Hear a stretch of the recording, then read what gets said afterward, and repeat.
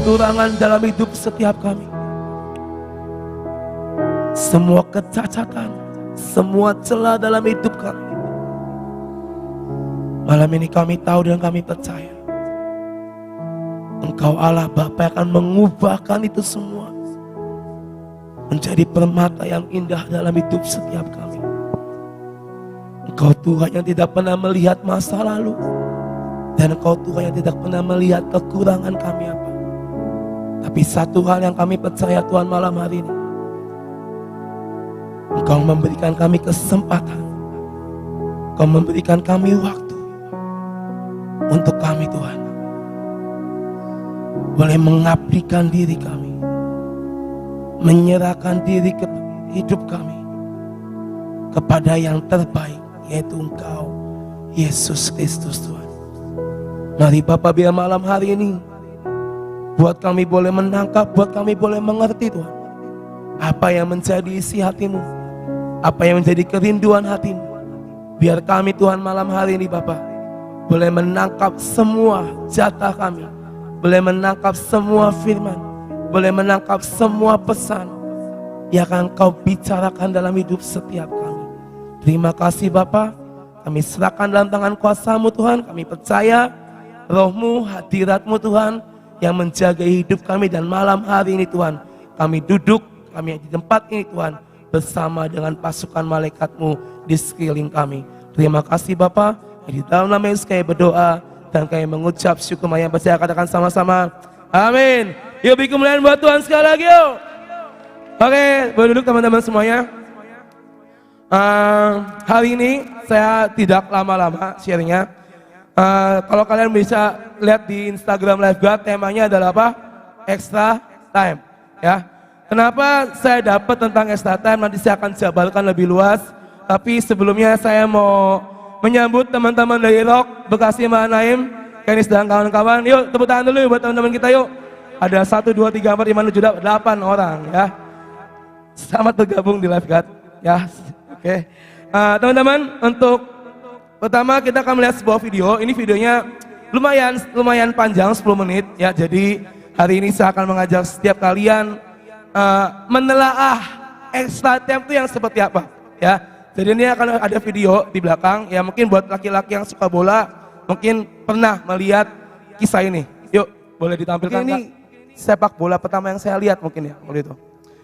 Kalau tadi kita boleh lihat apa yang terjadi Munchen versus Manchester United, hampir semua orang menjagokan Munchen waktu itu. Karena Munchen tim yang dari awal kompetisi sampai final itu tidak pernah kalah. Tim yang paling banyak golin, tim yang paling solid, tim yang paling kompak, tim yang paling jago lah istilahnya. Tapi kejutan MU bisa masuk ke final. Dan di final paradigma orang. Mengubah semua pandangan orang. Mengubah semua prediksi dan penilaian orang. Saya percaya waktu itu sudah hampir pasti Munchen tuh juara. Cuma dapat injury time, extra time 3 menit doang. Kalau kita yang ngerti bola pasti kalau kita lagi nonton tim kesayangan kita ketinggalan, dikasih waktu cuma 3 menit, kenapa cuma 3 menit sih? Kenapa nggak 5 menit? Ya kan? Tapi waktu itu cuma dapat 3 menit bagi MU untuk mengubah dan membalikan keadaan. Dan akhirnya apa? 3 menit mereka pakai dengan sangat maksimal. Di waktu extra time, mereka tahu kesempatan masih ada. Mereka tahu mereka punya kesempatan yang sama. Tinggal bagaimana pasukan Manchester United membalikan itu dengan keyakinan bahwa mereka bisa membalikan keadaan. Only 3 minutes, 2 gol.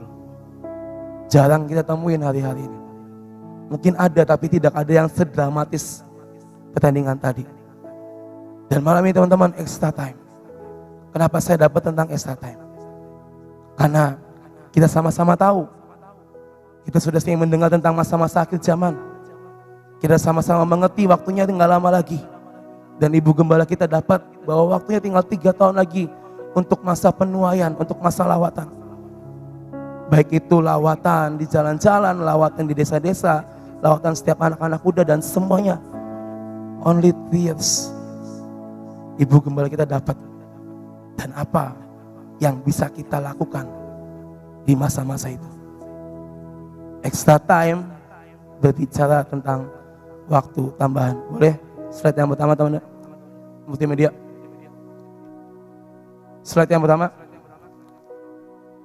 Next.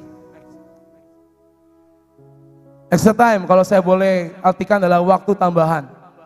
Waktu yang diberikan sebagai waktu ekstra, sebagai tambahan waktu untuk menyelesaikan semua, untuk menyelesaikan sebuah pertandingan, untuk menyelesaikan sebuah pekerjaan dan hal-hal lain.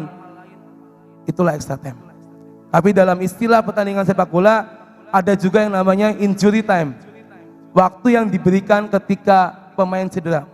Kalau ada pemain cedera di waktu-waktu sebelum menit 90 itu kan lama, mesti manggil petugas medis, mesti digotong segala macam, menghilangkan banyak waktu normal untuk bermain. Akhirnya menit 90 wasit dan asistennya mengasih yang namanya injury time atau extra time. Untuk apa? Untuk memfinish, untuk menyelesaikan sebuah pertandingan. Dan hari-hari ini teman-teman, Tuhan kasih kita waktu untuk kita bisa menyelesaikan apa yang kita bangun dalam hidup kita. Tuhan kasih waktu untuk kita bisa menebus, untuk kita bisa membayarkan waktu-waktu yang hilang. Kita telat bertobat atau mungkin kita sudah bertobat tapi kita masih belum menggenapi apa yang menjadi rencana Tuhan. Kita sudah mengenal kebenaran firman Tuhan tapi kita males-malesan. Yang harusnya kita pelayanan, kita lawatan, kita kemana-mana menolak, gak mau kok, saya ada ini, ada itu, ada ini, ada itu. Itu adalah waktu-waktu yang terbuang teman-teman. Itu adalah waktu-waktu yang harusnya kita bisa maksimalkan dalam hidup kita, kita buang cuma-cuma. Cuma untuk apa? Daging ini. Aduh gak bisa kok, capek. Aduh ada acara, aduh ada apa. Tuhan kasih kita waktu, Tuhan kasih kita kesempatan. Tapi ketika kita kalah oleh daging kita, kita sedang membuang waktu-waktu yang Tuhan beri dalam hidup kita. Dan extra time, hari-hari ini Tuhan kasih anugerah, Tuhan kasih kesempatan untuk kita menebus, untuk kita membayar waktu-waktu yang terbuang. From hopeless to big greatness. MU dalam tekanan besar waktu itu dalam waktu 90 menit. Hopeless. Ini kayaknya nggak mungkin nih kita juara. Ini kita nggak mungkin, untuk nyamain kedudukan aja nggak mungkin. Mainnya udah nggak beraturan, serangan yang dilancarkan juga tidak mematikan. Ada rasa hopeless dalam diri mereka. Tetapi ketika mereka melihat ada 3 menit waktu tambahan yang dikasih, mereka tahu itulah kesempatan terakhir buat mereka. Dan mereka gak punya waktu lagi saat itu. Akhirnya apa? 3 menit yang tadinya mereka hopeless, ketika Teddy Sheringham menyamakan kedudukan, berubah mental, berubah cara pikir, berubah kekuatan mereka. Dan akhirnya menit ketiga mereka bisa buat 1 gol lagi dan bikin mereka jadi juara saat itu. Teman-teman, kalian dari nol, kalian lahir atau kalian dalam janin ibu kalian, sampai malam hari ini, apa yang udah kalian kasih buat Tuhan? Waktu apa atau momen apa yang udah kalian berikan buat Tuhan? Atau bahkan mungkin waktu apa yang sudah kalian buang? Momen apa yang sudah kalian buang dengan sangat cuma-cuma? Momen yang dimana Tuhan mau, ayo nak, sama-sama aku. Tapi kalian buang atau kita buang waktu kita dengan sia-sia.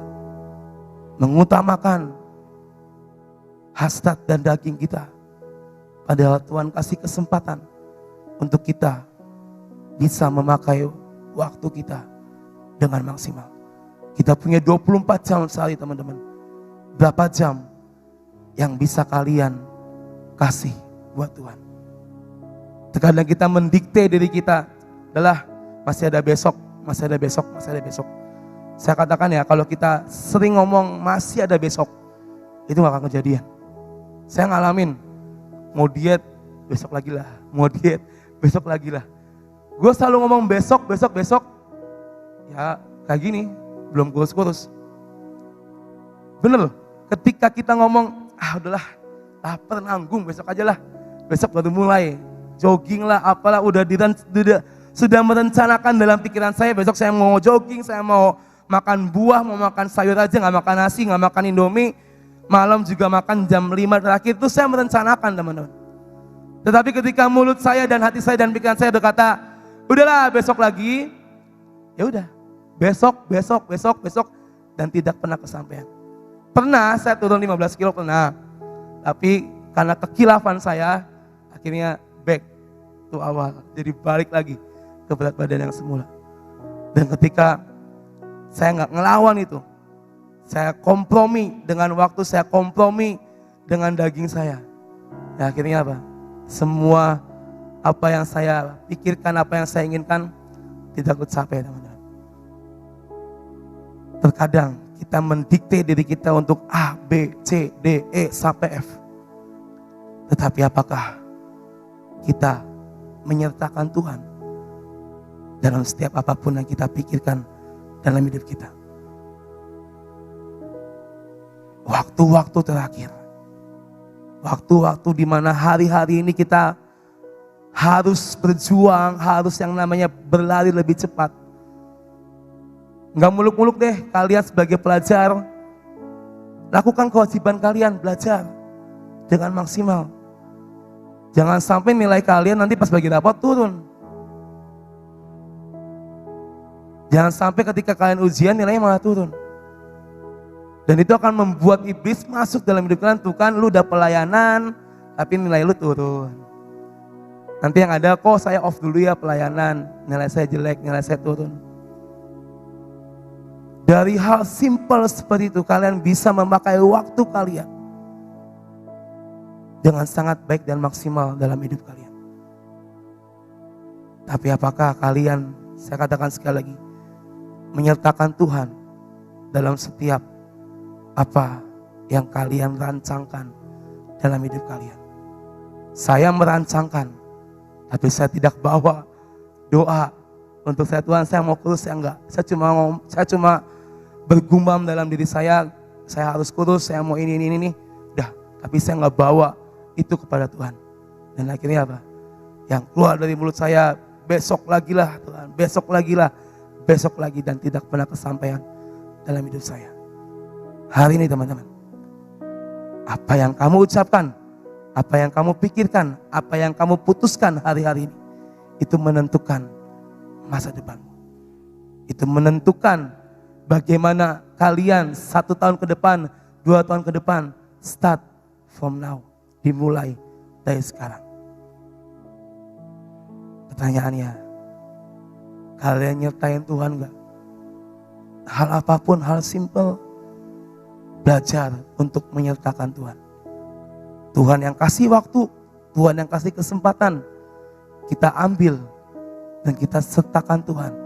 Supaya apa? Supaya kita bisa memakai dengan maksimal waktu-waktu yang ada di hadapan kita. Next slide.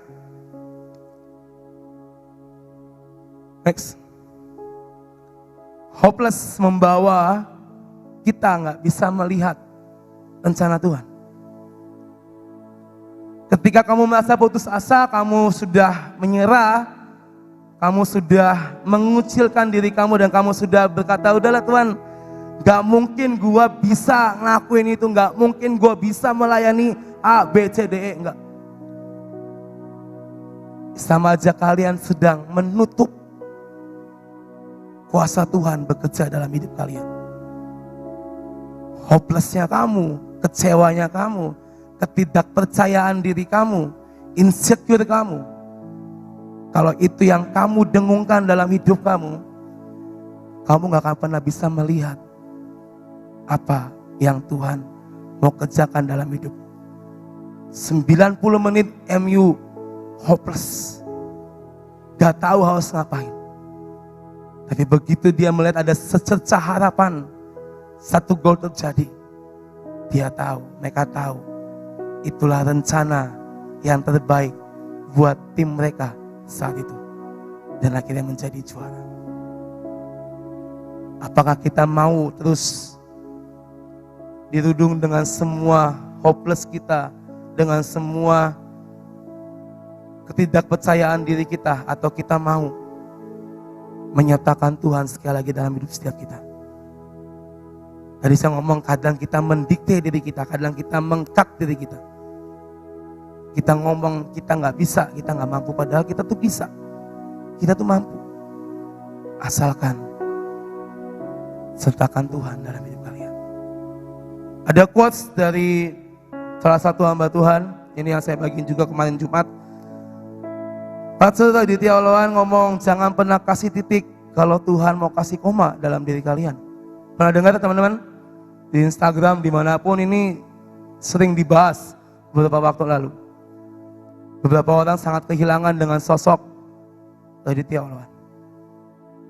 Dia ngomong, jangan pernah kasih titik kalau Tuhan mau kasih koma dalam hidup kita semua. Tadi saya katakan, terkadang kita mendikte diri kita untuk stop, mengkat, dan kasih titik. Dah Tuhan, ini bukan bagian saya, pelayanan lawatan bukan bagian saya, pelayanan apapun bukan bagian saya, enough. Tapi kalian pernah mikir, kita hidup di dunia punya rencana yang besar dari Tuhan, amin. Tuhan punya rencana yang besar dalam hidup kita semua di tempat ini. Tuhan punya good plan, Tuhan punya master plan yang sangat luar biasa dalam setiap kehidupan pribadi kita. Tapi pertanyaannya, kita ngasih titik atau kita hapus titik itu dan biarkan Tuhan menulis koma dan melanjutkan apa setelah itu. Kita nggak pernah tahu besok, lusa kita akan jadi apa, teman-teman. Tapi kalau kita kasih titik, stop, enough. Oke, Olivia, kamu hari ini melayani di LG jadi singer, enough. Karena dia ngasih titik. Dia ngasih titik, ya udah, stop. Kita belajar kan tentang bahasa Indonesia, kalau kita menutup sebuah kalimat adalah dengan titik. Tapi kalau Olivia, dia tahu betul bahwa Tuhan punya master plan dalam hidupnya. Dia hapus titik itu dan dia biarkan Tuhan menulis dengan sangat rinci dalam hidupnya. Bisa aja terjadi, Livia, kamu tadi malam sudah melayani di Lifeguard jadi singer, besok kamu akan melayani lebih dahsyat lagi, besoknya kamu akan menjadi hamba Tuhan, besoknya kamu akan menjadi hamba Tuhan yang bisa membawa ribuan jiwa-jiwa, atau besok kali kamu akan menyelamatkan setiap anak-anak muda, dan besok apa yang kamu sentuh, apa yang kamu doakan jadi sembuh. Amin. Bagus. Itu bisa terjadi kalau Olivia gak ngasih titik dalam hidupnya. Makanya tadi Aditya Oloan, jangan pernah kasih titik kalau Tuhan mau kasih koma dalam hidup setiap kita. Saya katakan, Tuhan punya master plan dalam kehidupan kita masing-masing. Dan cari tahu itu, apa master plan Tuhan dalam diri kalian. Next. Kita akan sama-sama buka dari Roma pasal yang 13, teman-teman. Ayat yang 11. Roma pasal yang ke-13,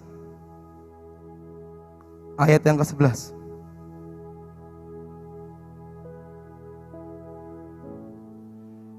Dikatakan, hal ini harus kamu lakukan karena kamu mengetahui keadaan waktu sekarang, yaitu bahwa saatnya telah tiba bagi kita semua untuk bangun dari tidur.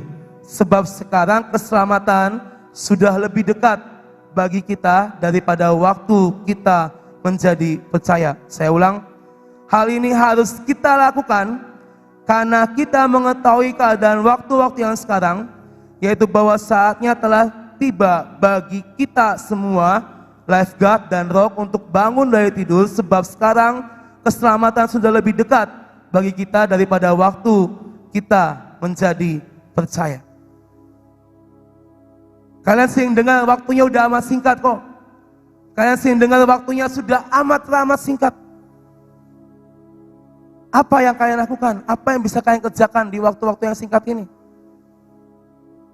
Kok saya kangen KKR, kok saya kangen ABCD, saya kangen ibadah di mana semua orang berkumpul di tempat ini, kita nyembah Tuhan bareng, kita berjingkak-jingkak bareng. Saya kangen itu semua kok. Tapi di balik itu, apa yang bisa kalian kerjakan untuk Tuhan? Keselamatan, lawatan bukan cuma di saat kita beribadah, teman-teman. Bukan cuma di saat KKR besar, ribuan orang datang ke tempat ini, no.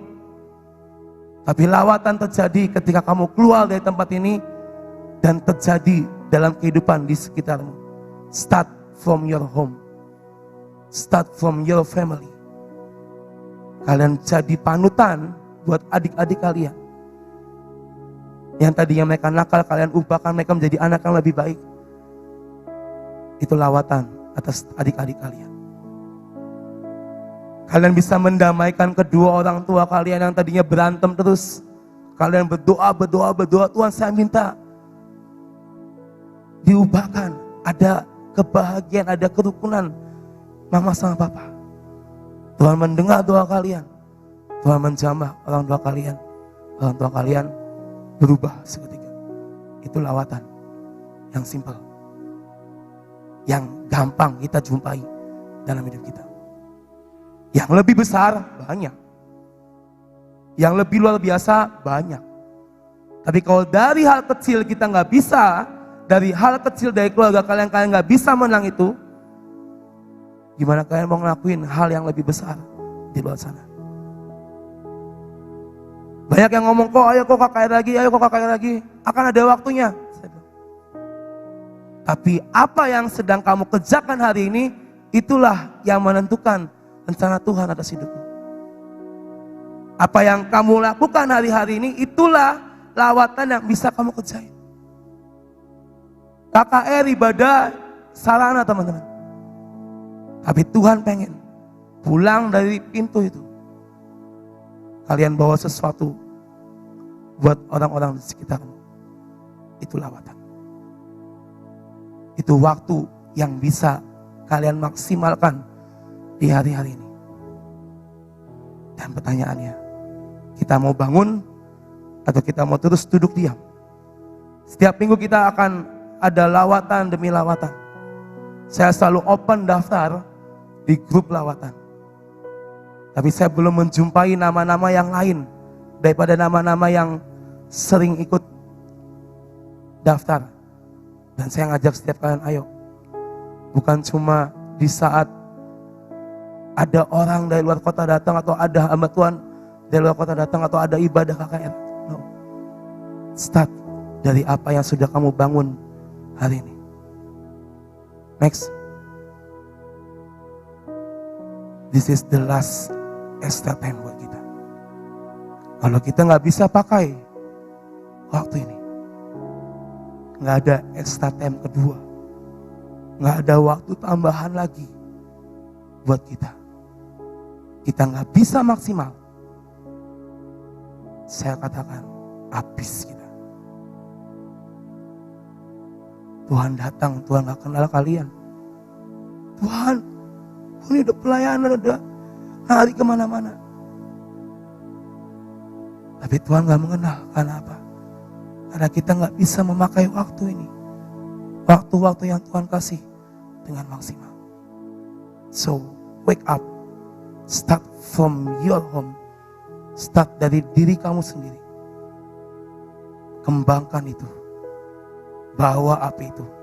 Sampai kamu bisa menjadi seorang pembawa lawatan yang dipakai Tuhan dengan sangat luar biasa. Hari ini malamnya ada 3 poin yang akan saya bagikan dengan sangat singkat. Yang pertama, next. Redeeming the time. Menebus waktu-waktu yang terbuang. Kolose 4 ayat 5, teman-teman. Kolose 4 ayat 5 berkata seperti ini. Hiduplah dengan penuh hikmat terhadap orang-orang luar. Pergunakanlah waktu yang ada. Saya ulang, hiduplah dengan penuh hikmat terhadap orang-orang luar. Pergunakanlah waktu yang ada. Dalam terjemahan King James Version, boleh dibuka?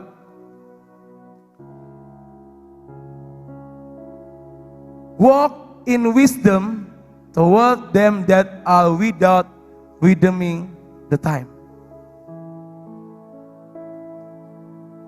Pakai waktu-waktu yang ada dengan hikmat yang daripada Tuhan untuk kamu berjalan di dalam master plan-nya Tuhan.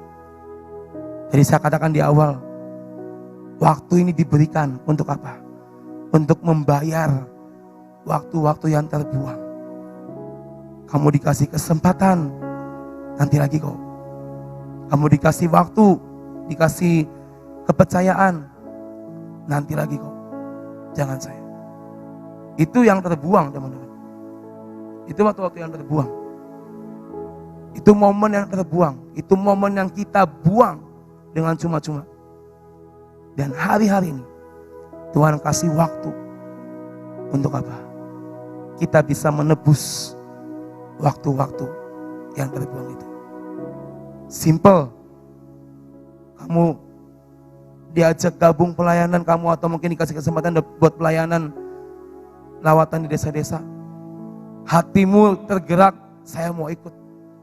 Tapi tanganmu susah untuk ngomong, kok saya mau ikut, saya mau daftar. Kamu punya kerinduan, aduh saya pengen sekali memberkati anak-anak di desa-desa.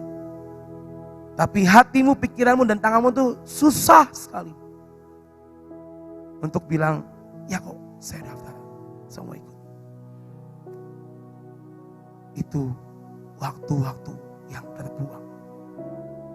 Dan extra time Tuhan kasih untuk apa? Kita menebus apa yang telah hilang di waktu-waktu sebelumnya. Untuk apa? Kita mengerjakan dengan maksimal, start dari hari ini sampai Tuhan datang yang kedua kali.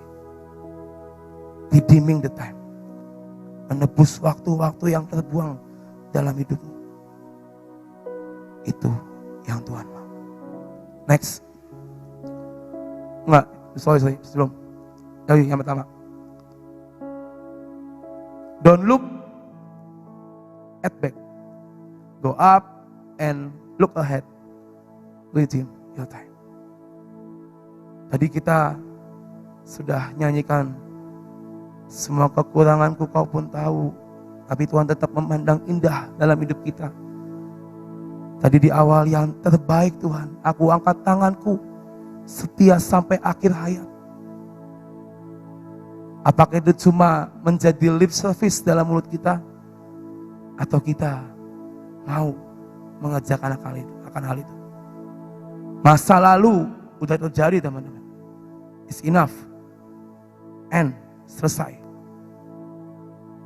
Tuhan melihat hari ini sampai Dia datang.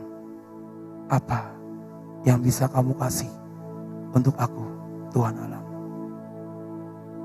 Semua kenakalan, semua dosa, semua apapun yang sudah terjadi di masa-masa lalu, biarlah itu berlalu dalam hidup kalian. Jangan pernah kaki kalian terseret ke belakang.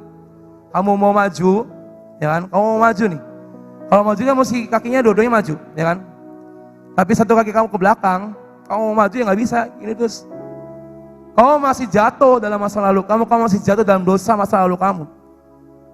Tapi kamu punya keinginan, gua pengen Tuhan menjadi penggenap firman Tuhan. Gua mau Tuhan maju ke depan, gua mau Tuhan menggenapi semua apa yang kau rencanakan. Gua mau Tuhan menjadi pembawa lawatan.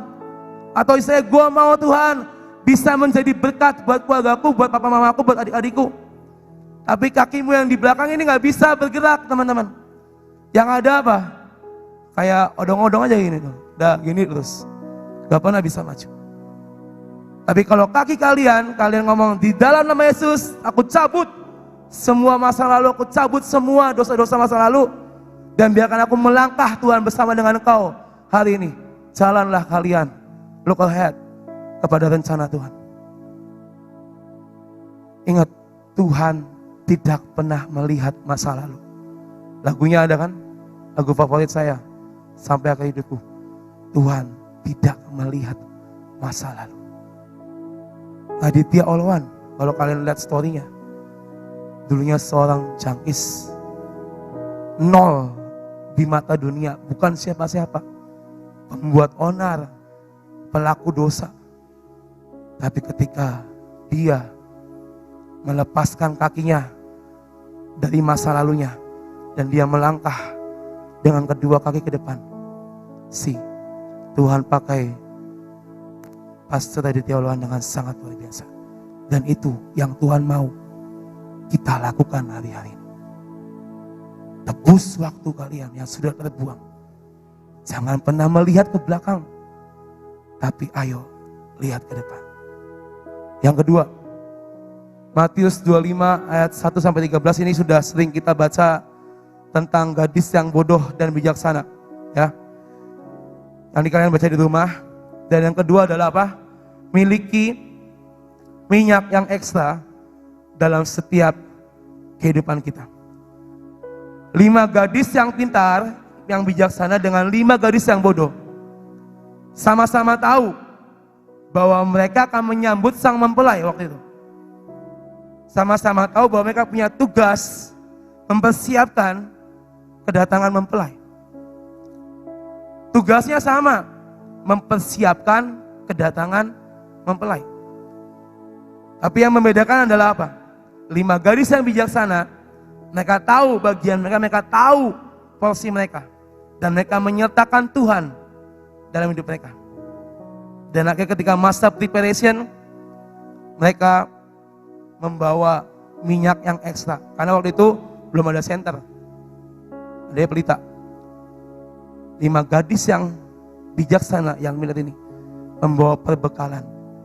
Mungkin buat daging, aduh ribet banget sih, udah bawa pelita, bawa segala macam, banyak tentengannya. Tapi dia tahu dia harus ngelakuin itu, teman-teman. Dan 5 gadis yang bodoh, lu ngapain sih repot-repot bawa plastik sebanyak itu, ngapain? Bawa tas sebanyak itu ngapain? Dan nanti beli aja di jalan kali ada yang jual minyak, ya. Itu pikiran gadis yang bodoh. Tapi gadis yang bijaksana berpikir, kita ini sedang mempersiapkan, memprepare. Apa yang bisa kita bawa, kita bawa. Apa yang bisa kita angkut, ya kita angkut. Mereka gak melihat jalan pintas dalam hidup mereka. Mereka tahu bahwa untuk menyambut sang mempelai harus dari diri mereka sendiri. Apa yang mereka bawa, apa yang mereka miliki, itulah yang mereka akan hidangkan dan jamukan di hadapan sang mempelai. Dan singkat cerita, kalau kalian baca, 5 gadis bijaksana ini akhirnya bisa masuk dalam pesta. Dan 5 gadis yang bodoh ini karena minyaknya habis, gak bisa masuk. Dan ketika mereka mengetuk pintu, dikatakan, siapa kalian? Aku gak kenal engkau. Kalian gak ada dalam list di pesta perjamuan malam hari ini. Minyak dalam perjanjian lama dilambangkan, yaitu apa? Kehadiran Roh Kudus, atau yang terpilih dan diurapi. Kita buka dari 2 Raja-Raja, teman-teman. 2 Raja-Raja pasal yang ke-9.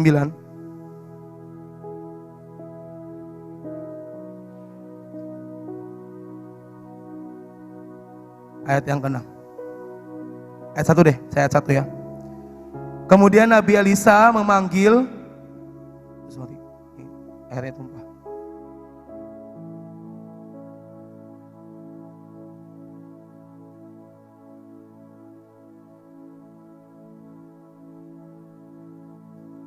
Kemudian Nabi Elisa memanggil salah seorang dari rombongan Nabi dan berkata kepadanya, ikatlah pinggangmu, bawalah buli-buli berisi minyak ini, dan pergilah ke Ramot Gilead.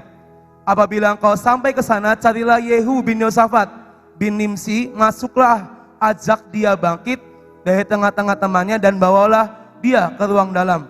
Kemudian ambillah buli-buli berisi minyak itu, lalu tuangkan isinya ke atas kepalanya dan katakan, beginilah firman Tuhan, telah kuurapi engkau menjadi raja atas Israel. Sesudah itu bukalah pintu, larilah dan jangan berlambat-lambat.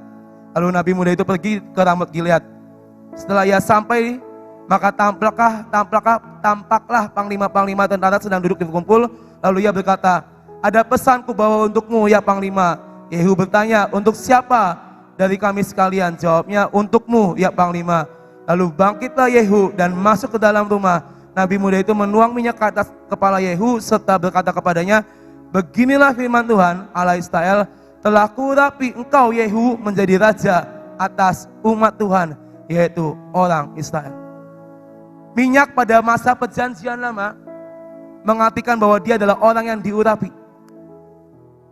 orang yang terpilih, orang yang ditetapkan menerima sesuatu yang daripada Tuhan. Dikatakan beginilah firman Tuhan Allah, kuurapi engkau dan engkau menjadi raja atas orang Israel. Itu yang terjadi dalam diri Yehu. Dan hari-hari ini, kalau kita memiliki roh dalam hidup setiap kita, maka kita akan menjadi orang yang terpilih dan dipilih Allah untuk menerima semua janji Tuhan dalam hidup kita. Miliki minyak yang ekstra, miliki kepenuhan Roh Kudus yang lebih lagi dalam hidup kalian. Karena itulah yang membedakan setiap kita dari anak-anak muda di luar sana yang tidak mengenal Tuhan.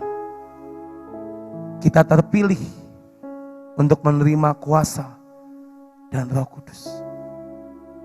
Kita sering nyanyi lagu, ku terima kuasa menggetarkan dunia. Itulah yang akan terjadi dalam hidup kita, teman-teman. Amin.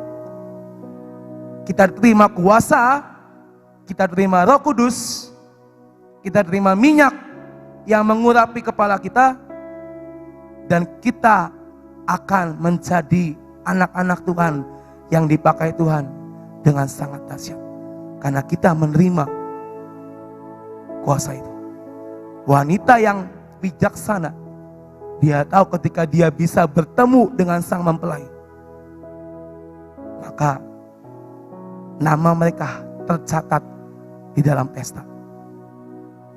Yang bodoh, mereka mengesampingkan akan kewajibannya, dan akhirnya apa? Mereka nggak bisa masuk dalam pesta mempelai saat itu. Kalian mau masuk? Atau kalian mau cuma melihat, wah itu Sylvia, Rahel semua diangkat. Wah, jika ini sama yang lain, wah hebatnya bisa naik ke atas. Wah, kalau kamu berbicara seperti itu, aduh, betapa sayangnya diri kalian. Kalian melihat semua teman-teman kalian bisa naik ke atas, diangkat sama Tuhan, tapi kalian di bawah, ya udah say goodbye. Kalian gak akan menjadi apa-apa di dunia ini. Mewarisi lifeguard ada yang mau?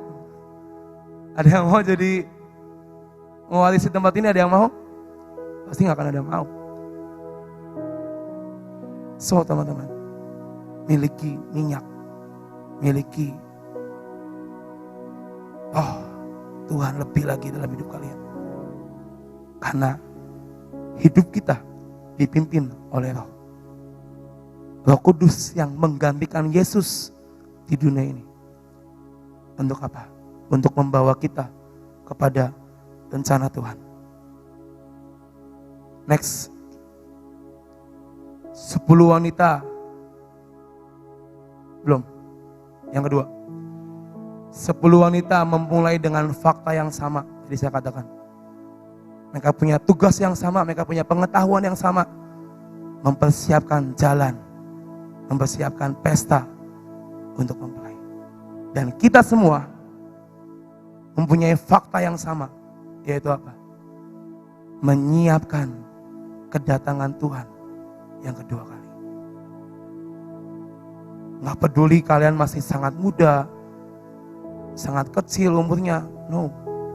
Tapi ketahuilah saya, si Devlin semua, si Kenis punya fakta yang sama dengan kalian semua, yaitu apa? Menyambut Tuhan datang yang kedua kali. Kalian mau be wise atau mau be foolish? jadi yang bijaksana atau mau jadi yang bodoh? Itu pertanyaannya. Next, yang terakhir, yang ketiga. Back in God's line. Lukas pasal yang ke-23 ayat 40. Lukas pasal yang ke-23 ayat 40 sampai 43. Ini adalah percakapan ketika Yesus disalib dengan dua orang penjahat saat itu. Tetapi seorang menegur dia, katanya, tidakkah engkau takut juga? Tidakkah engkau takut juga tidak kepada Allah sedang engkau menerima hukuman yang sama? Kita memang selayaknya dihukum sebab kita menerima balasan yang setimpal dengan perbuatan kita. Tetapi orang ini tidak berbuat sesuatu yang salah. Lalu ia berkata kepada Yesus, ini poinnya, Yesus, ingatlah aku apabila engkau datang sebagai raja. 43 dikatakan, Yesus berkata kepadanya, aku berkata kepadamu, sesungguhnya hari ini juga engkau akan ada bersama-sama dengan aku di Firdaus. Sudah sering dengar ya ceritanya ya, dua orang penjahat yang disalib bersama-sama dengan Yesus. Yang satu ngomong, Tuhan, lu kan supranatural, lu kan jago, lu punya power, punya kuasa, ayo dong turunin kita bertiga dari sini. Katanya engkau pembuat mukjizat. Mana? Kok kita tetap disalib? Tapi yang satu berkata, ini adalah hukuman yang setimpal dengan apa yang kita lakukan dari kejahatan kita. Tetapi Yesus nggak ngelakuin kesalahan, dia disalib. Dan yang si B ini berkata, Tuhan, ingatlah aku di saat engkau datang sebagai raja. Dan feedbacknya apa? Dia masuk surga bersama dengan Yesus saat itu. Kita mau jadi seperti si A yang selalu mengeluh, selalu menanyakan akan kuasa Tuhan. Mana Tuhan? Kok katanya Tuhan segala Tuhan, aku udah doa ABCD gak ada yang dijawab. Atau engkau mau berkata, Tuhan, aku tahu mungkin aku belum menerima karena hidupku juga belum beres di hadapan engkau. Dan kita punya hati, Tuhan, ketika engkau datang yang kedua kali, ingatlah namaku Indra Pratama ketika Tuhan datang sebagai raja.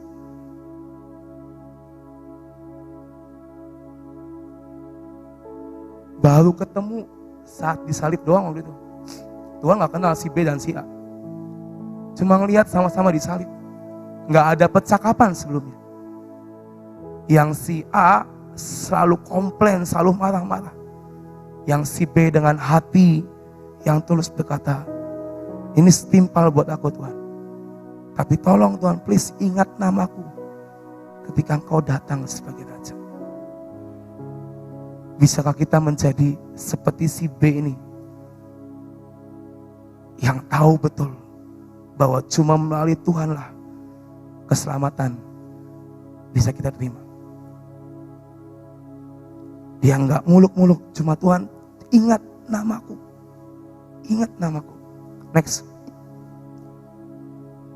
Di menit-menit terakhir sebelum mereka bertiga meninggal, yang satu menerima Yesus, bertobat dan naik ke surga. Yang satu tetap dengan dagingnya, emosinya, dan dia nggak naik ke surga.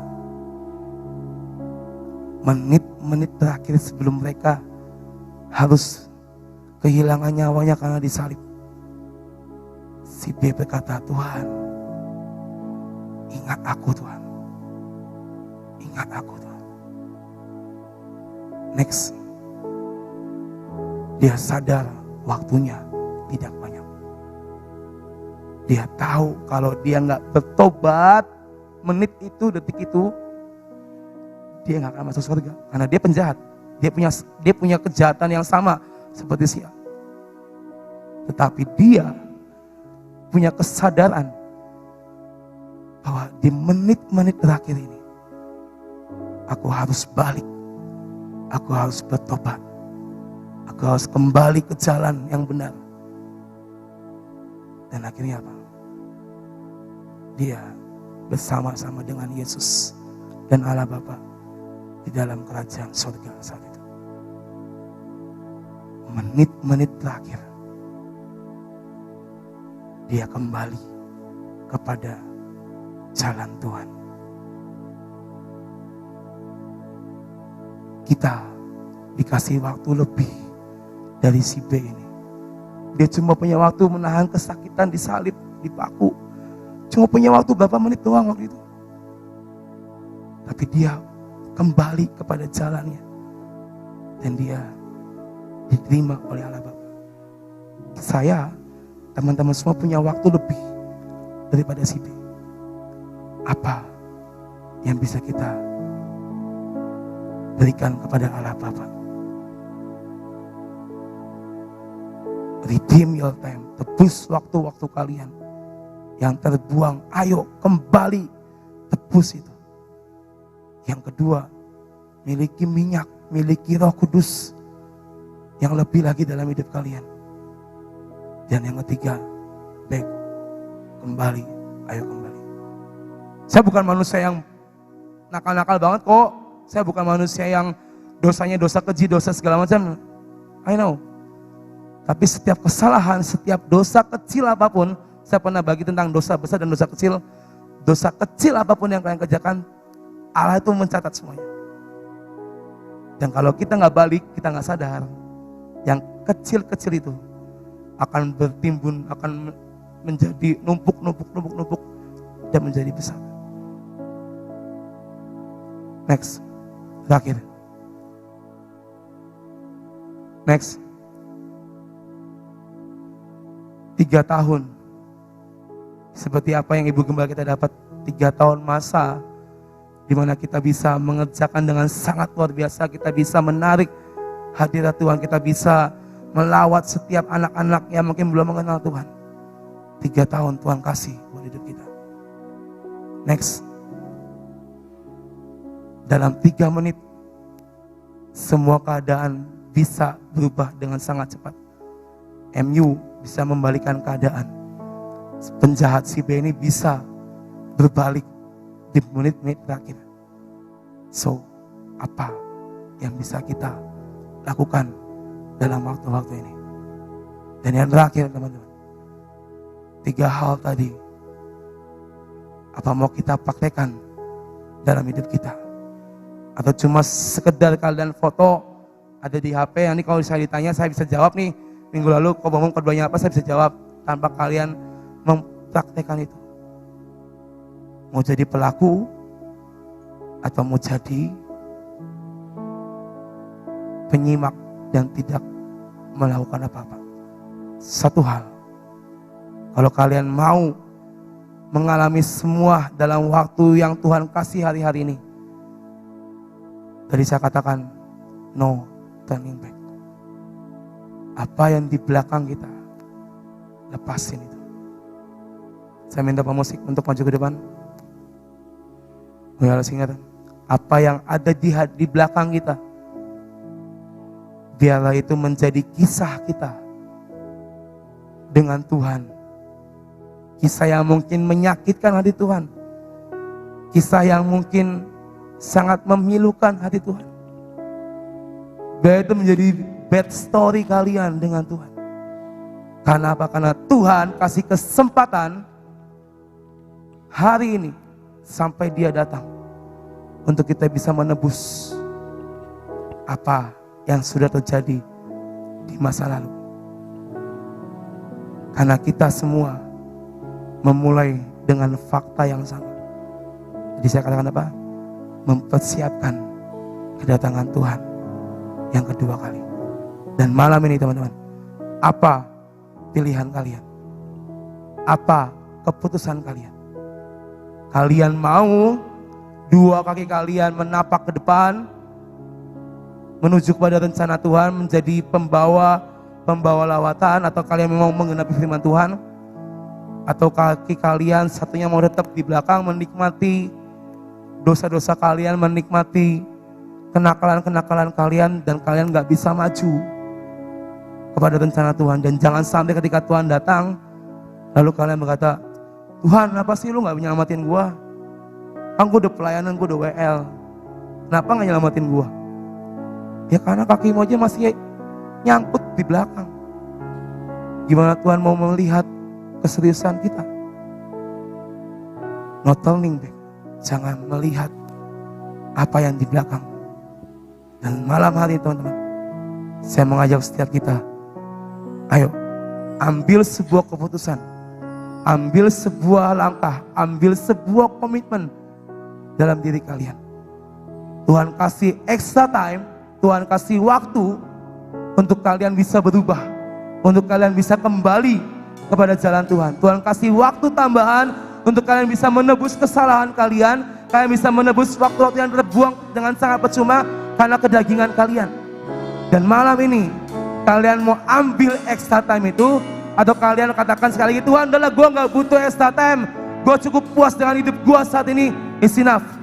Dan malam ini teman-teman, buat kalian yang mau mengambil extra time itu, buat kalian yang mau, Tuhan ini waktunya aku untuk kembali, untuk aku menebus setiap kesalahanku, saya undang kalian untuk bangkit berdiri malam hari ini.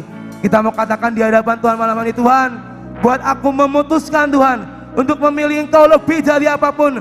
Buat aku memutuskan Tuhan untuk aku kembali menebus setiap kesalahanku, menebus setiap dosa-dosaku, dan aku mau Tuhan kembali kepada jalan-Mu Tuhan. Dan malam ini kami mau berkata, Tuhan, I have decided to follow Jesus. I have decided to follow